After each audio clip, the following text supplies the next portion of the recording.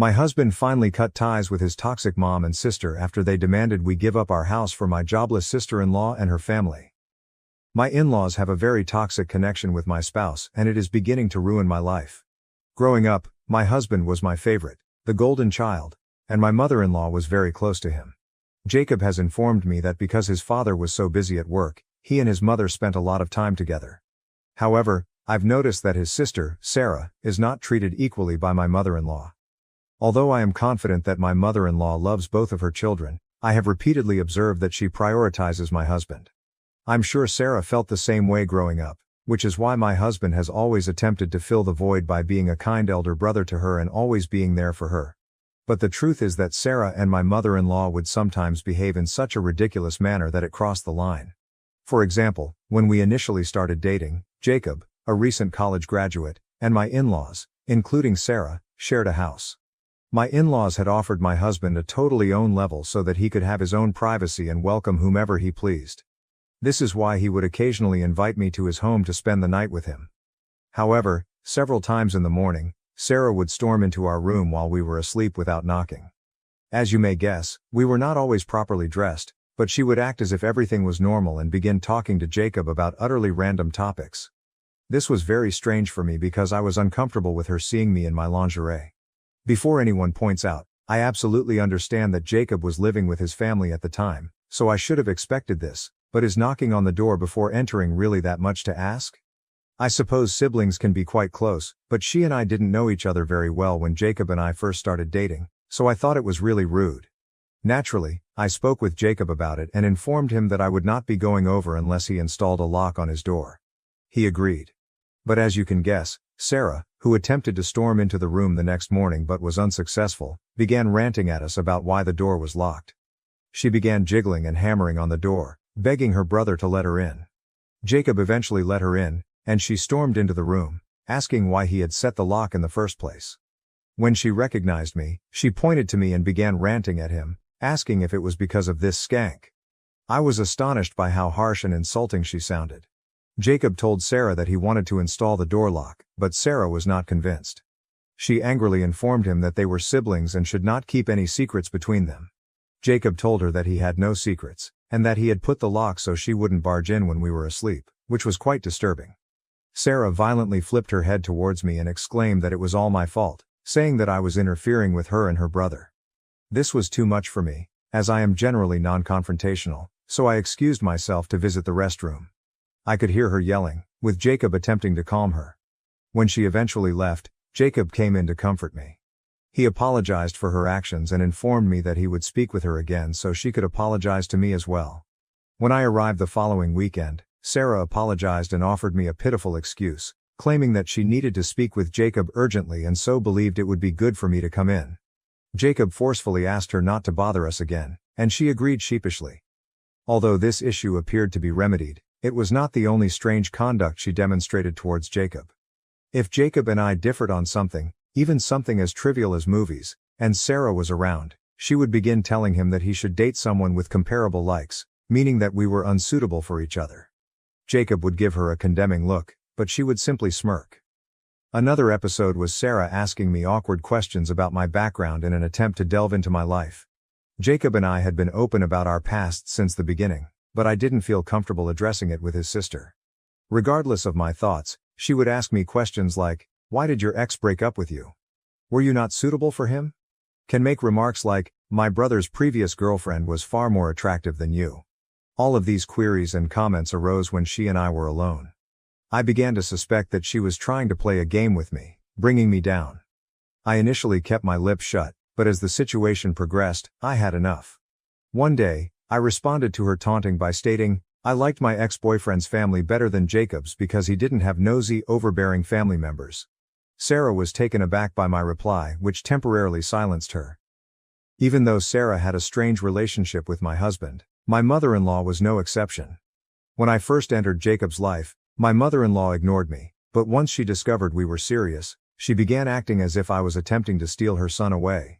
She would purposefully ignore me at dinners and family gatherings, as if I did not exist. Jacob saw this occasionally and tried to talk to her, but she never changed. My mother-in-law once referred to me as stuck-up and spoiled, just because my parents put me to a private school while she was a public school teacher. I also know she tried to talk Jacob out of marrying me, telling him he should look for a better spouse. Fortunately, my spouse did not care about her view and proposed to me nonetheless. My mother-in-law and Sarah were shocked to learn that Jacob had proposed. Both contacted me, telling me that it was a horrible decision and that, because Jacob wouldn't listen to them, I should quit the relationship and return the ring.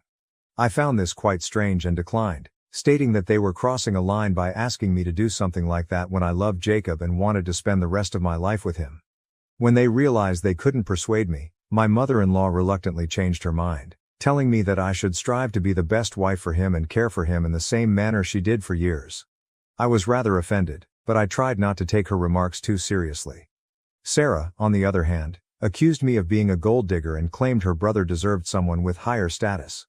She even threatened to expose me before our wedding so Jacob would not marry me. Following this conversation, I immediately spoke with Jacob about everything. He was taken aback by how disrespectful they were towards me. He challenged them, but my mother-in-law and Sarah continued to believe that I was unsuitable for him. Jacob told me to disregard them, assuring me that he loved me regardless of their opinions. Despite his reassuring remarks, I felt horrible that his own family would not embrace me. Jacob and I had already chosen to pay for our wedding ourselves, so when my mother-in-law offered to cover half of the cost, we politely declined. Despite Jacob's reassuring remarks, I felt horrible that his own family would not embrace me. Jacob and I had already planned to pay for our own wedding, so when my mother-in-law offered to cover half of the costs, we politely declined, with Jacob explaining how hard we had worked to save money specifically for this occasion. Instead of being happy for us, she became even more angry, and she began telling Jacob how sad she was that he no longer needed her. However, Jacob's father appeared to be quite pleased with us. Unlike his sister and mother, his father was very calm and never had any issues with our connection. Since my mother-in-law continued to complain to Jacob, we made a compromise by telling her that we would love for her to organize the rehearsal dinner for us. She agreed, and we appreciated her generosity. However, when the wedding approached, events took an unexpected turn. The first instance came when Sarah invited herself to join us for supper, telling Jacob how much she missed him. Jacob and I were living on our own following our engagement, so we assumed she genuinely wanted to spend time with her brother. We agreed, and Jacob asked me directly if I was comfortable with having supper with her. I reluctantly consented, not wanting to be nasty to my soon-to-be sister-in-law. While we were enjoying our dinner, Sarah abruptly began discussing how much she despised cheating partners, claiming that cheaters were nothing but useless pieces of trash. We stared at her, curious about where she was headed with this. Then, out of nowhere, she looked me directly in the eyes and asked how it felt to be a useless piece of trash. My brow furrowed in perplexity as Sarah began to rant, accusing me of having an affair with my co-worker Zach. Jacob, also perplexed, asked her what she meant by saying. Sarah proudly hauled out photos of me and one of my co-workers, waving them around and claiming that she had caught me red-handed. I knew I'd never been unfaithful to Jacob, so I was curious as to why she assumed I was having an affair. Looking through the photos, they appeared to be entirely innocent. It's true that Zach and I were close co-workers, but only because we started at the same time and helped each other out when we made mistakes, so our manager wouldn't criticize us. Zach even had a girlfriend, which Jacob knew about. I don't have a lock on my phone, and I've always been open with Jacob about all of my colleagues. Sarah had turned these pleasant moments caught in photographs into something they were not. Evidence of a fictitious affair. In truth, they were far from it. Her false charges irritated me since it was obvious she was attempting to damage my reputation and disrupt my connection with Jacob. Before I could defend myself, Jacob, stunned and plainly upset, moved in to help. He questioned Sarah why she was following me around and photographing me with my co-workers in public places without their permission. When Sarah heard this, she began rationalizing her behavior, claiming she simply wanted to investigate me because I was not of their status, and she was scared I was marrying Jacob to steal his money. Jacob told her unequivocally that her charges were false and that she was creating extra drama out of nothing. He tried to reason with her, telling her to stop spreading lies and attempting to destroy our relationship, but Sarah insisted that Jacob open his eyes to the obvious affair that was going on. I also tried to clarify that we were only co-workers, but Sarah insisted on her charges. As her charges grew more serious, the environment became strained. I had had enough and informed her that I was going to make a police report against her for illegally photographing and stalking me. Her look grew terrified as she inquired whether I was serious. I informed her I had all of the evidence. She had purposely tracked me and took these images without my permission, attempting to slander me with ludicrous lies. Sarah stared at Jacob and then back at me, arguing that she did everything to protect her brother and that it wasn't a big deal. She began imploring Jacob to speak with me, worried that if I filed a complaint it would jeopardize her profession and future. I strongly told her that she could only save herself at this time. Sarah inquired what I wanted. I assured her I wouldn't pursue the complaint if she kept away from my life. Sarah had no other option for escaping the situation at that point. She looked to her brother for support, but Jacob defended me, telling her that she should be grateful I was willing to let it go because what she had done was clearly wrong. Sarah reluctantly agreed to stay away from me, and we have not spoken since that day. Jacob still has a relationship with her, but she has never spoken to me again. The second incident occurred shortly before our wedding, at the rehearsal dinner. My mother-in-law, who had insisted on planning the meal, rebuffed our offer of assistance in any manner. She told us that she would take care of everything. However, when we arrived, it was evident that the preparations were far from what we had anticipated. The rehearsal dinner had plastic tablecloths on picnic tables and chilly Mexican food. My mother-in-law was upset throughout dinner, which marred the festive atmosphere. She drank excessively and began behaving inappropriately with the guests, repeatedly stating how she couldn't wait for the wedding to end and how stressful it had been, despite the fact that she had not contributed monetarily or assisted with the planning. Eventually, my father-in-law became irate and escorted her away. Sarah attempted to excuse her mother's actions, but my father-in-law refused to listen. As you might guess, the entire affair was a fiasco, and I began to worry that both my mother-in-law and Sarah would wreck the wedding the next day. That night, Jacob and I had our first disagreement. I informed him strongly that he needed to uninvite Sarah and his mother because, based on their actions, they would surely try to overshadow us at the wedding. My husband angrily protested, promising me that his father would be present and would not allow them to get away with it. Frustrated, I promised that if he didn't uninvite them, there would be no wedding the following day. Jacob was plainly taken aback by my demand, and even knowing how extreme I sounded, I was concerned about what they might do. I did not want to be embarrassed again in front of my family and friends on our wedding day. Jacob definitely lacked firm boundaries, but I hoped that this ultimatum would make him realize how much his family was interfering with our relationship. Thankfully, Jacob understood and made the proper decision. He called his father early in the morning to inform him that his mother and sister were uninvited. Phil didn't appear startled and promised Jacob that he'd make sure my mother-in-law and Sarah didn't show up there unexpectedly. Shortly after our chat with Phil, my mother-in-law and Sarah began contacting Jacob constantly, apparently trying to persuade him to let them attend the wedding. However, Jacob forcefully told them that he did not feel comfortable having them there because of how they had treated me throughout our relationship. Hearing this, my mother-in-law began accusing me of being a terrible influence and interfering with her relationship with her son. Sarah attempted to argue with him, but Jacob was certain in his decision. I felt horrible that Phil couldn't attend our wedding because of his wife and children. I even felt sorry about issuing the ultimatum. But all of my remorse vanished when I discovered from some of Jacob's cousins that Sarah and my mother-in-law had intended to wear white dresses to our wedding. The cousins informed me that in their family WhatsApp group, which only had female members, Sarah had encouraged the others to wear white as well, stating there was no reason for the bride to be the only one. I was astounded by how low they would go just to hurt me. After knowing this, I was relieved they hadn't been invited. Jacob missed his family, but he could see where I was coming from. Overall, we had a lovely wedding, and no one tried to outdo us. Since that day, my mother-in-law and Sarah have stopped talking to me entirely, which I am absolutely okay with. They only invited Jacob around for dinner or special events, which didn't bother me at all. Phil, on the other hand, was always kind to me, and we stayed in touch over the years. Jacob and I painstakingly saved money and finally purchased a new home this year. It was our first home, and we were overjoyed to own something so meaningful. Jacob's parents and Sarah did come to visit for a modest housewarming celebration, but I went to see my parents and spent time with my family instead. Now, to the major point, my mother-in-law contacted me unexpectedly last month. This was really surprising because Mom and I hadn't spoken since the day I married Jacob. Surprisingly, she casually inquired about my well-being and life circumstances. I was taken aback by her unexpected interest, but I responded pleasantly. Then she questioned how it felt to live in such a spacious house with only Jacob and myself. Her remarks stung since Jacob and I had been trying to conceive for a long time but were unable to do so owing to infertility concerns. Jacob and I had mourned the thought of never having children, but we gradually accepted it. When I first got the news, I informed Jacob that if he wanted to marry someone else and have children, he could divorce me. But Jacob had always stayed by me, assuring me that it was fine to be childless as long as we had each other. Our families were aware of this, so my mother-in-law's comment was very painful. She then told me Sarah was pregnant again. I was astonished because this would be her 6th child. Jacob had told me how her husband was unemployed and did not believe in using contraception, which resulted in these accidental pregnancies. Sarah's boyfriend was the embodiment of laziness, doing nothing around the house to aid her or the kids.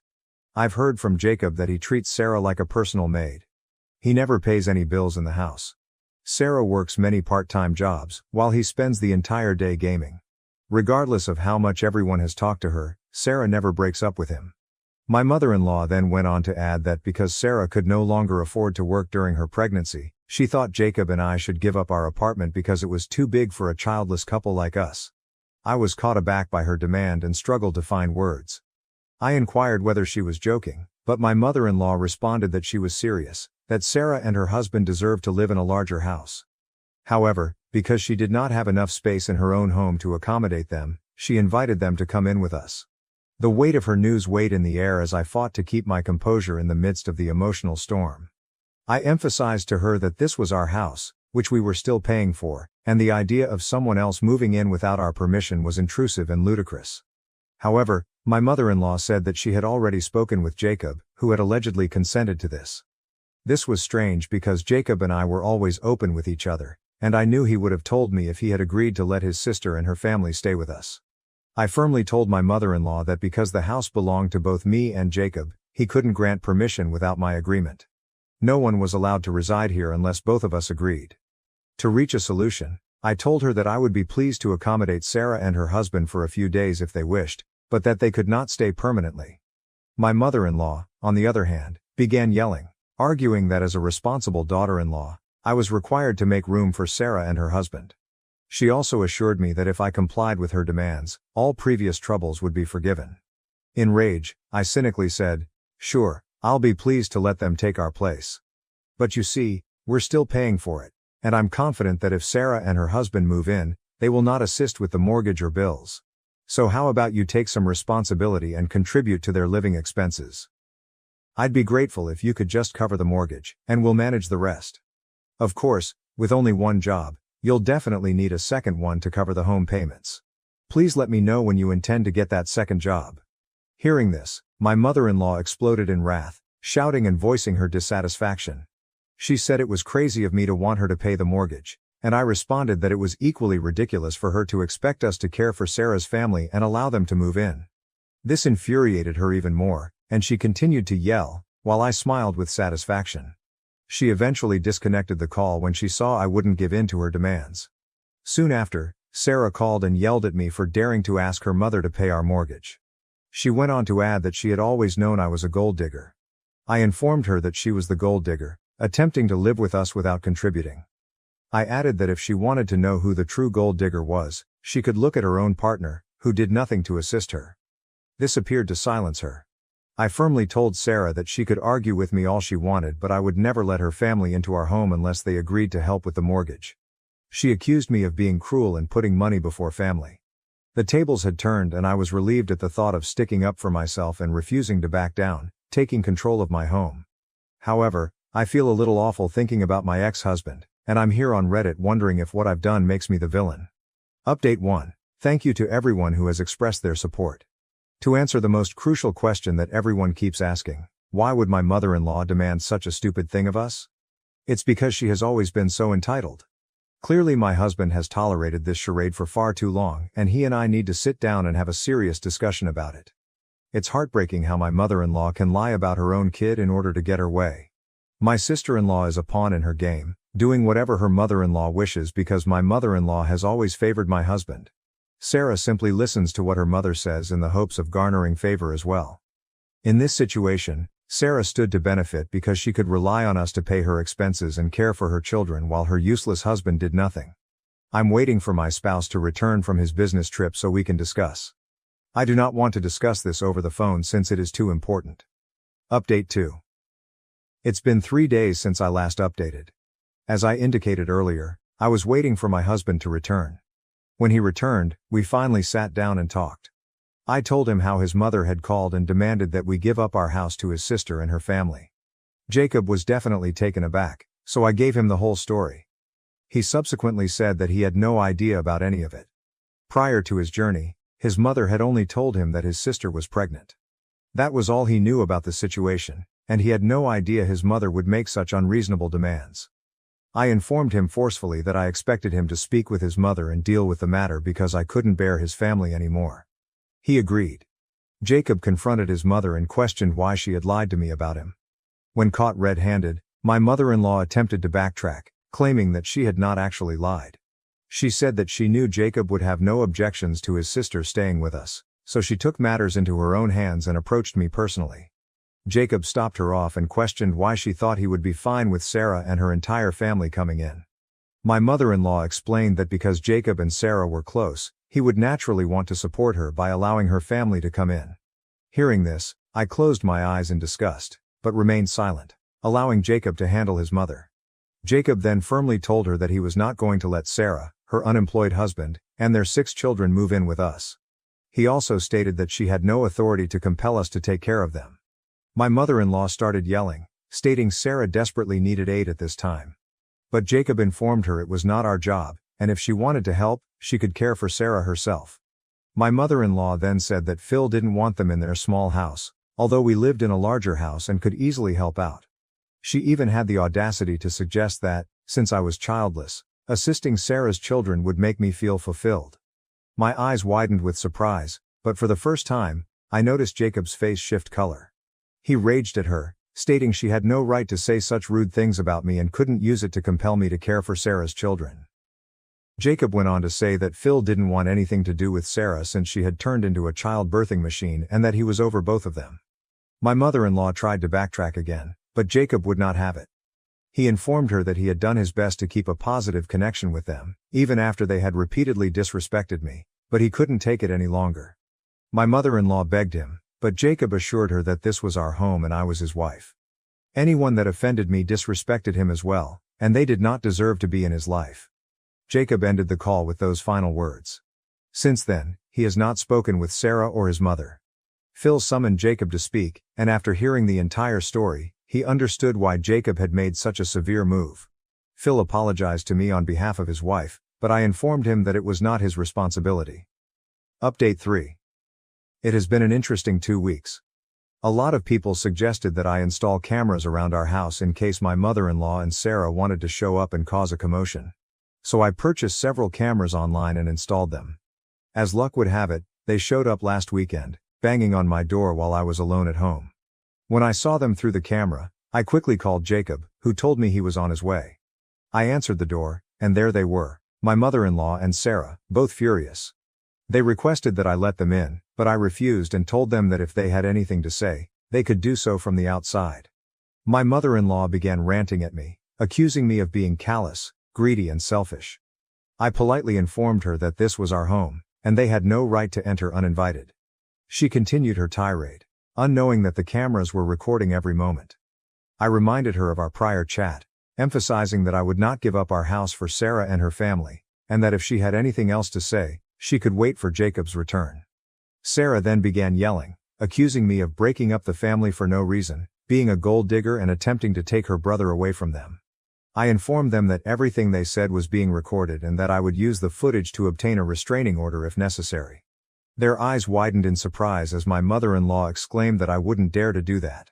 I smirked and informed her that if they did not leave the property immediately, they would receive a legal notice very soon. This worried them, and Sarah tried to convince me that I was overreacting, saying that it wasn't a big problem. Fortunately, Jacob came at that exact moment. He approached them casually, asking what they were doing. My mother-in-law raced to hug him, but he resisted and forcefully demanded why they had come.